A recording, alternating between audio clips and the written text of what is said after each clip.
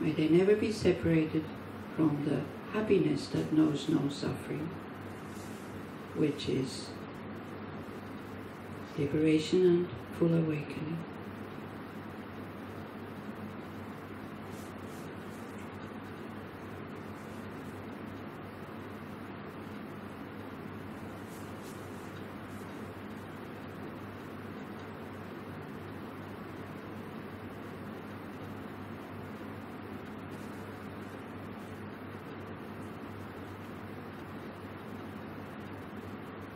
Okay, so now for the last round here, I let you choose whom you want to take.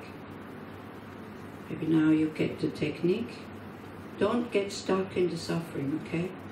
You do need that light to transform it.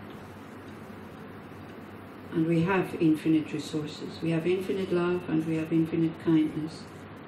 Sometimes it's a bit hidden, but it's always there. So you can take whoever you want, somebody that you love very much and you would really like to help but you don't know how. You take the suffering of that person and you give it to that person whatever happiness you have. You can take somebody that you have harmed. You can take somebody that has harmed you. You choose.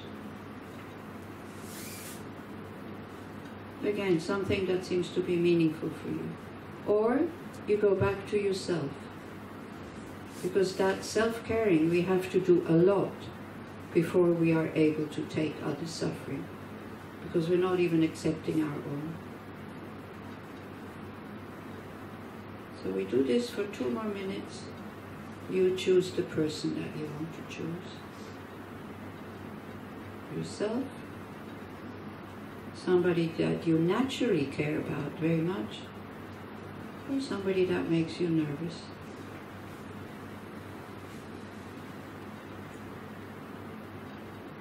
And makes your heart closed and narrow.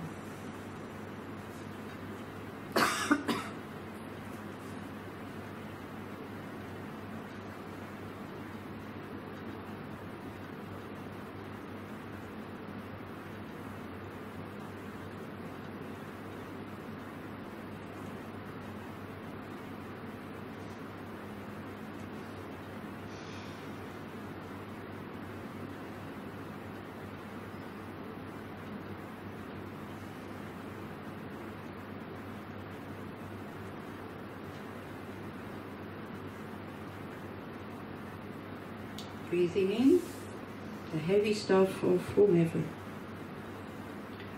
You breathe it through that light of the Buddha or God or Jesus in your heart. Breathing out, you breathe out all the goodness to share it with others. And when you do this, there's no need to look for a result. Result is not important.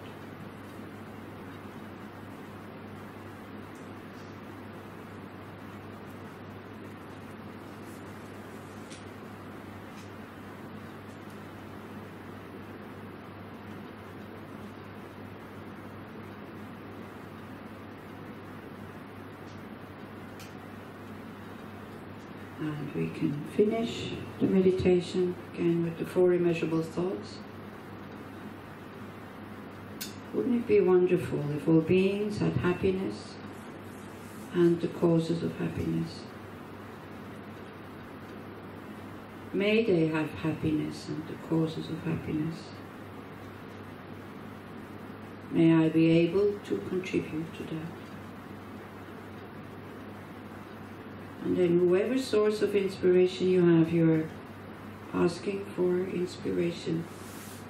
Please inspire me to be able to do so.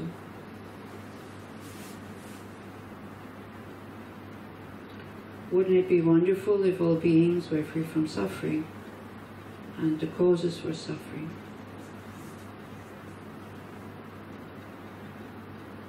May they be free from suffering and the causes of suffering. May I be able to free them from their suffering and its causes. Please inspire me to be able to do so.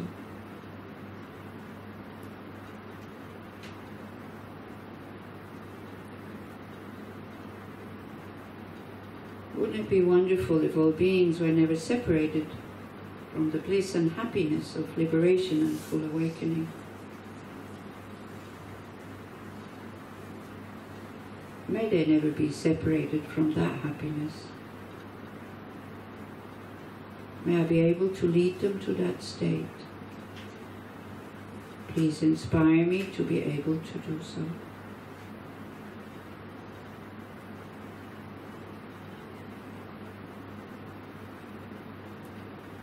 Wouldn't it be wonderful if all beings were to abide in equanimity, free from attachment to our friends that we hold too close, aversion for those that we dislike, and total disinterest in those beings that we don't know yet.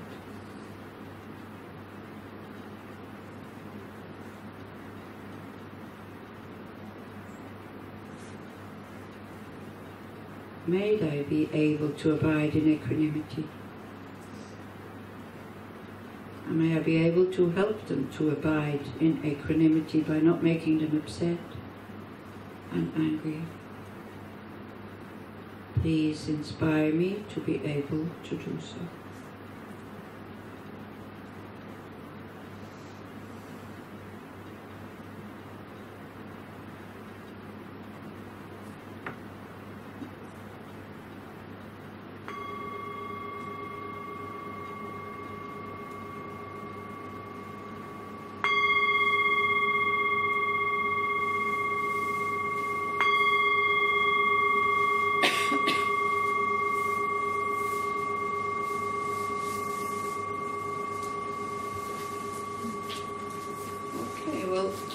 Very much.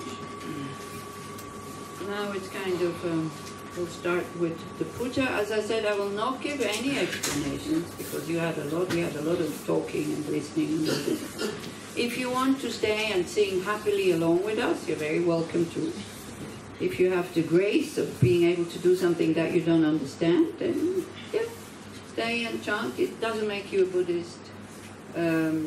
If you think that your own belief system that somebody there would get upset, then of course don't do it, and just have a break. Or what do you want people to do if they have to wait until 7 o'clock? Walk around.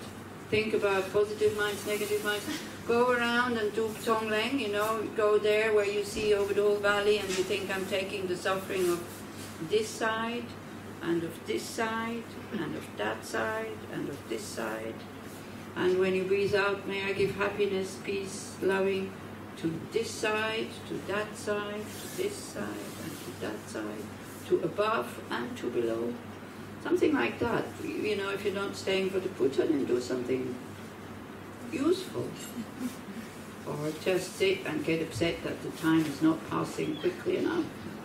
That doesn't make it pass quicker. And I saw some people having, I'm sure they had very nice conversations where you were discussing these things. Try to stay in the mode of spiritual practice before you go out, and then bring it home with you, the spiritual practice. Don't go home and your kids made a mess, and then you get angry at them, and then you blame them for destroying that peace of mind that you created here.